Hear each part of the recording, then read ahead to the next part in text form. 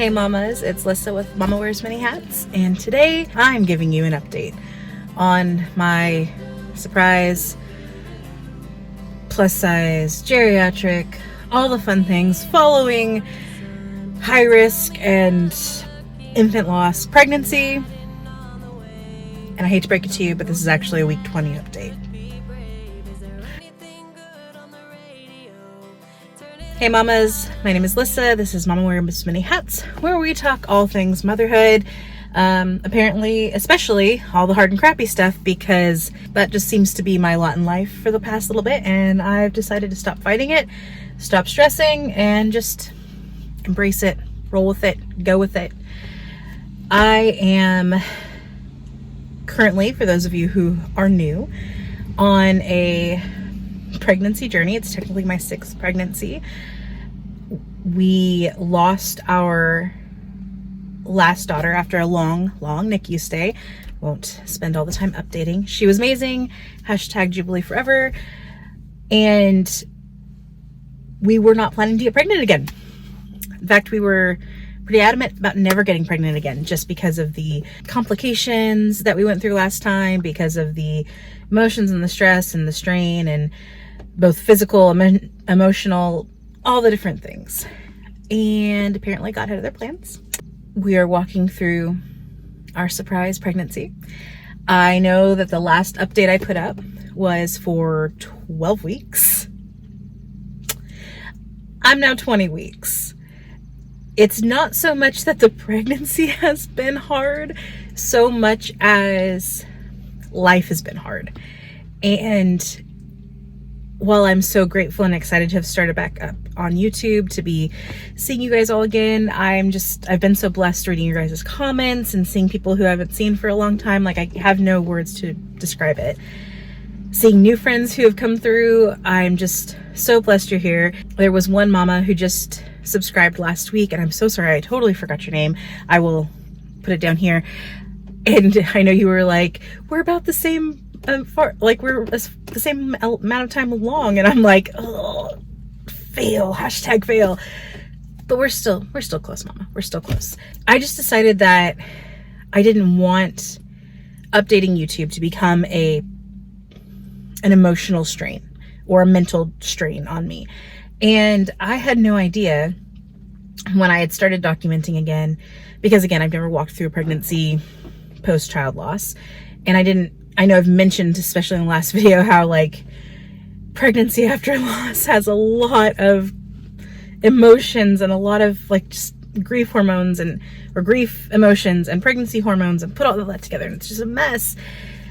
And I didn't realize that as I started to approach milestones that we would have been having with Jubilee, that it's crazy how your body recognizes things even before you mentally like realize it.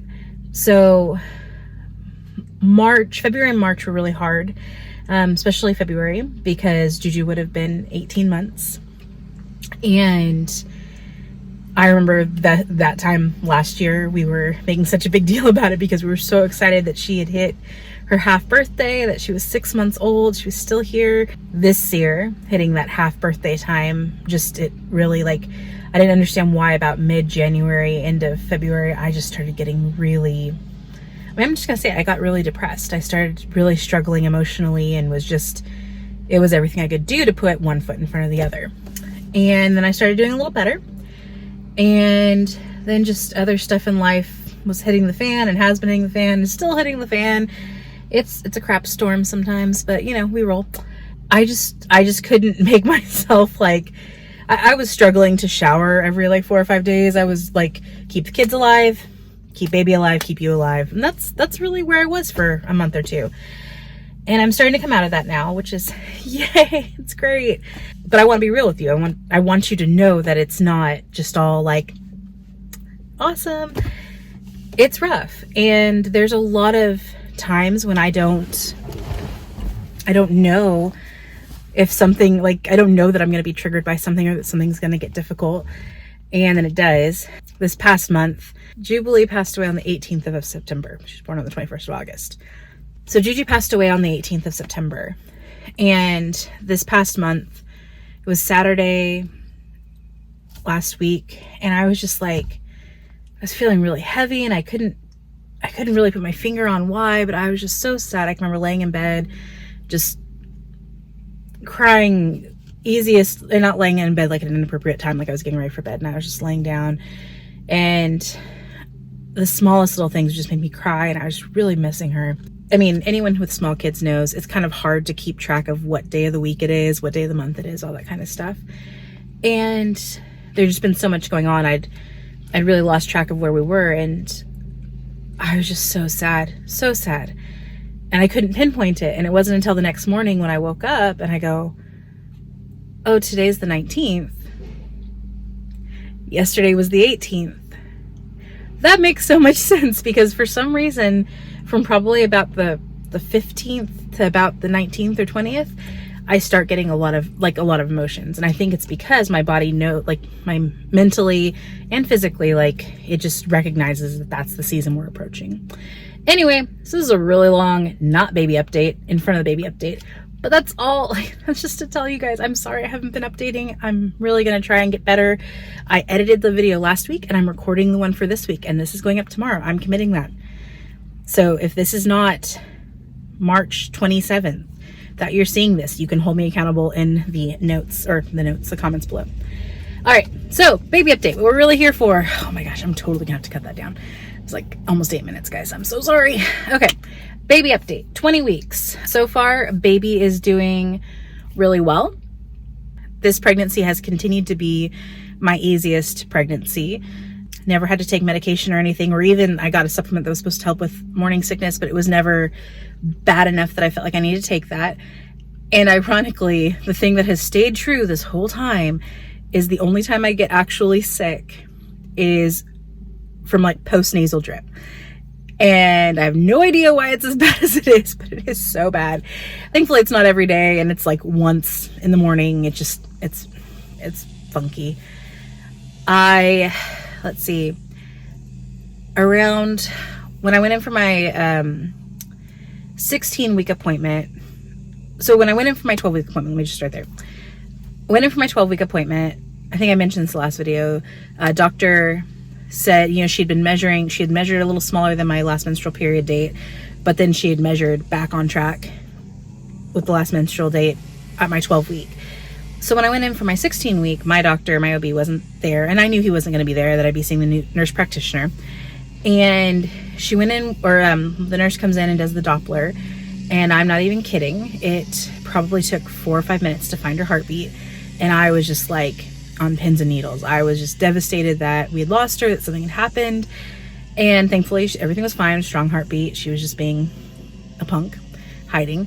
And then the nurse practitioner came in, and she's like, all right, so you're 14 weeks. And I'm like, no, I'm 16 weeks. And she's like, well, your chart says you're 14 weeks. And I'm like, yes, but we had the conversation last time, the doctor and I, and, he decided that we were moving the due date back to the 12th and all this kind of stuff. And she's like, yeah, well, I mean, due dates are kind of no big deal, blah, blah, blah. And I'm like, I appreciate that you feel like due dates are no big deal.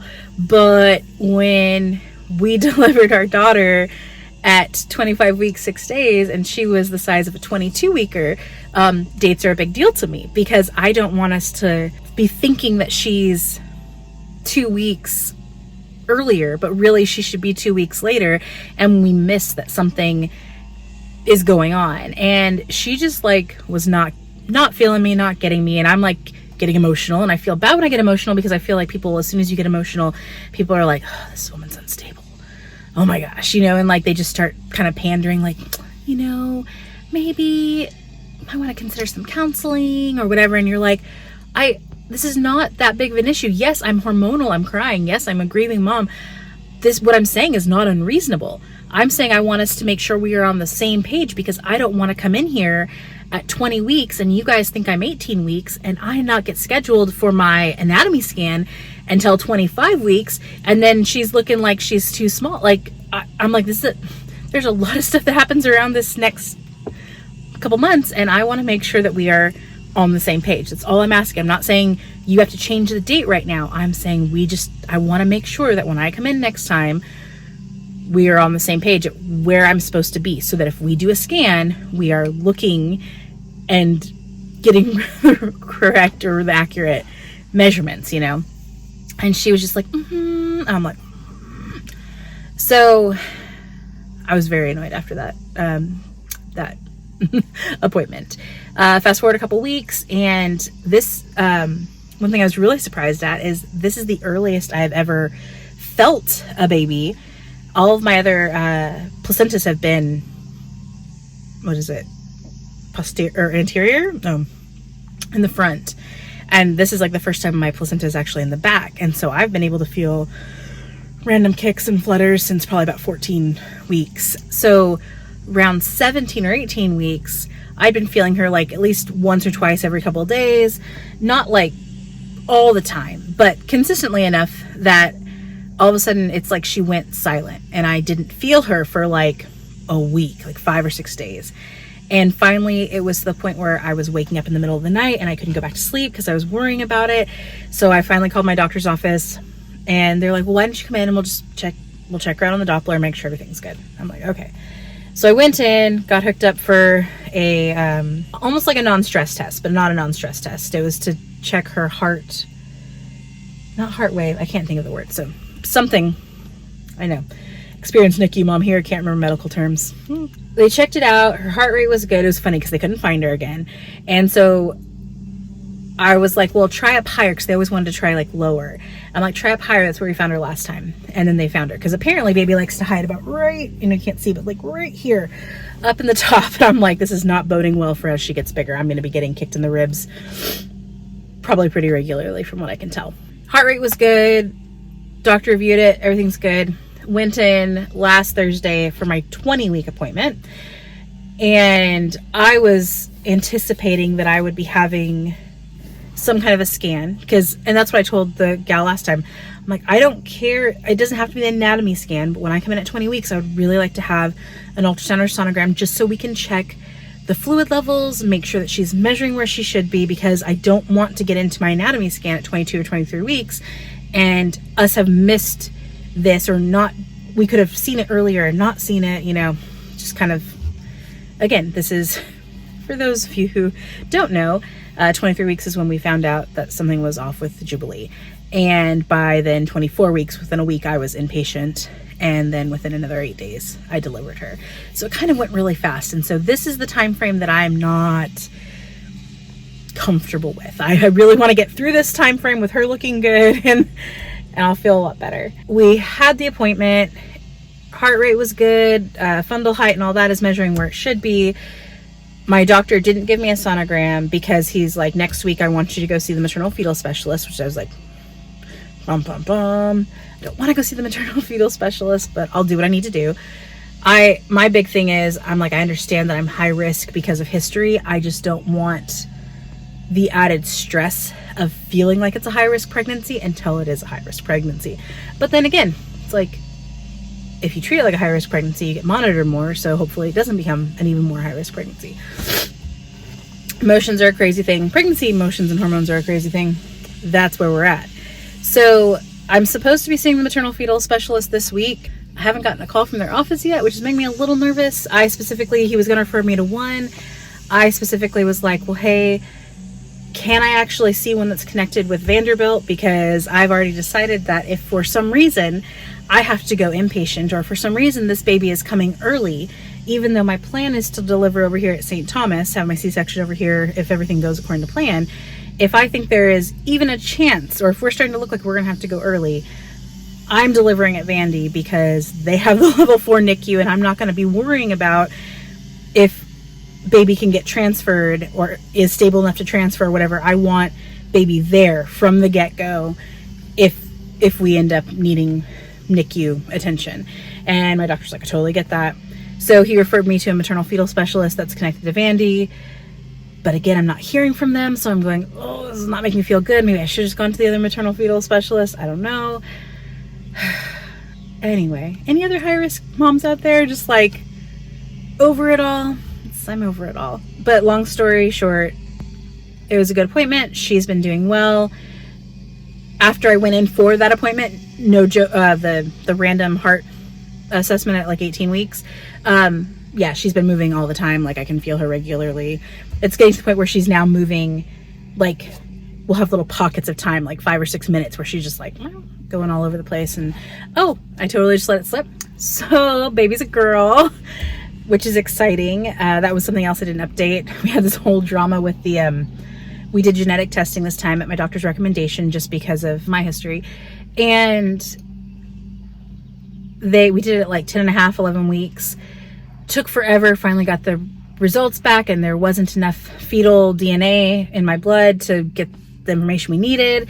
So then they were supposed to call me about retesting. Took another 2 or 3 weeks to get them to reach out. Like, it was a mess. Finally got it. Finally got the results around 15 or 16 weeks. And might have even been 17 weeks. I think it might have been 17 weeks. Finally got all the results back, and baby was good. Everything was low risk. We found out we're having a girl. So yay, baby girl. That's pretty exciting. I don't know if I'd shared this yet. I think it was maybe around 13 weeks. My daughter keeps asking me, is the baby a girl or a boy? And we're like, well, we don't know. And my son's like, it's a boy because, you know, the pattern. And if you remember from Jubilee's story, my son was convinced Jubilee would be a girl because our pattern was boy, girl, and patterns are true. So he was convinced it was going to be boy, girl, so this would be a boy. And one night, Everly, my 5-year-old, is like hugging my tummy, and she's like, is baby a boy or a girl? I'm like, I don't know, baby. And Caden goes, it's a boy. And he goes, I know, let's ask Jesus. Jesus will tell us. And I'm like, okay, go for it. And he gets really serious. He's 7, gets really serious, and he prays. And he's like, dear Jesus, are we having a baby brother or baby sister? Is it a boy or a girl? And he gets really quiet. And all of a sudden he goes, ah, dang it, it's a girl. And at this point we had no idea. And so I was like, okay, cool. So when we found out it was a girl, we just all laughed so hard, because we're like, man, Caden, if we have anything else for you to pray for, we're gonna let you do that, because apparently you got a really straight line there for a 7-year-old. It was the sweetest, most precious thing. So the kids are all really excited about baby being a girl and getting a new little sister. And we weren't, I just want to say this, I feel like it's important to say, we're not trying to replace Jubilee. I know I've said that before, but I want to reiterate that. The reason we were all hoping for a girl is because, again, I've mentioned how I feel like this pregnancy is meant to be restorative. And one of the things that we felt like we were robbed of was Everly getting to experience what it's like to have a sister. You know, she's 5 now, and she loved Juju. She only got to meet her like 2 times and then FaceTime with her. But she was so excited, and she would talk about all the things she and Juju were going to do together. And we so wanted that for her. We so wanted her to be able to be a big sister and have a little sister and get to do all those sister things. I never had a sister, so I don't know what that's like. But we didn't want it to feel like there was this hole for her forever, only having brothers when she should have had a sister. So we were really hoping and praying that the baby would be a girl. So that was really an answer to prayers. We would have loved baby the same either way, but that was one of those things where it may seem small to other people, but we just wanted her to have that opportunity and that experience. So anyway, that is my 20-week update. I will update next week, 21 weeks. Hopefully I'll have seen the maternal fetal specialist, can update on that. And I'm going to get ready to start doing a couple of other little videos specifically for like NICU families or families that are anticipating they may end up with a NICU stay. I feel like after our over year long stay, we learned some things that I wish I would have known earlier on. And I just want to make sure that if there's anything that we learned that we can pass on and take a little bit of the learning curve off for people, we want to do that. So if you are a NICU family, or you know there's a chance you may be a NICU family and you have specific questions, please feel free to drop that in the comments below, and I'll answer those as much as possible. I also haven't forgotten about the question that I received a couple videos back about basically how do you handle faith and grief and loss of faith and navigating all that kind of stuff. And I am going to be tackling that. I've wanted to make sure that I was tackling it from a place of having been able to process it a little bit as well. So I think I'm finally kind of getting to that place. So yeah, that's it. If you've made it this far, go ahead and put nachos in the comments below. And yeah, that's it. And just so you know, Mama, if you're the only one who made it, if you're the only one who sees this, it was worth it. You're amazing. And I'm so glad that we get to share these journeys together. All right, talk to you later. Bye. All right, hey guys, here is the 20-week bump. I'm not wearing the best pants for this because they're like super high-waisted. So I'll give you a little bit more of a picture. She's doing really good. And obviously I'll give you the rest of the update, but I just did want to have a little bump progression here. So right about there, and that's when we go into mom belly right there, but that up in there's baby. So, hi baby. Hi baby. We'll do a front shot here. And hey, I told you, right? Working on the doula. Now, apparently people like you to have attended more births than your own and supported that kind of stuff, which I totally get. It's been an interesting journey so far. But yeah, there she is. There she is.